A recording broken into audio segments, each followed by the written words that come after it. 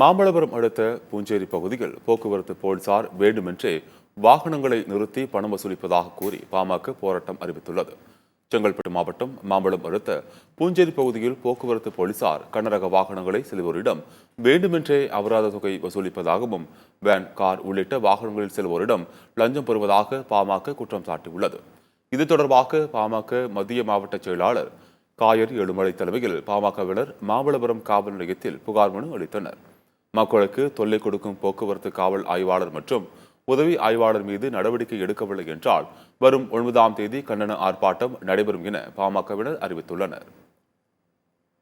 ஆவணங்களோடு செல்லும் வாகனங்களை மடக்கி ரூபாய் வசூல் செய்வதும், வேன் போன்ற வாகனங்களுக்கு 2000, 3000 போன்ற வசூல் செய்வதும், கனரக வாகனங்களுக்கு 30,000 வசூல் செய்வதும், அப்படி பணம் தரவில்லை என்றால் முதலாளியை உடனடியாக வசூல் மாதந்தோறும் பணம் தருமாறு பேசிக் கொள்கின்றனர். இதுதான் நடக்கின்றது.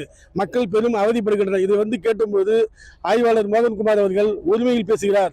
அவர்கள் மீது தக்க நடவடிக்கை எடுக்க வேண்டும் என்று புகார் மனு கொடுத்துள்ளோம். நடவடிக்கை எடுக்கவில்லை என்றால் 8ஆம் தேதி பாட்டாளி மக்கள் கட்சி மாவட்ட சார்பாக மிகப்பெரிய ஆர்ப்பாட்டம் நடைபெறும் என்பதை தெரிவித்துக் கொள்கிறேன்.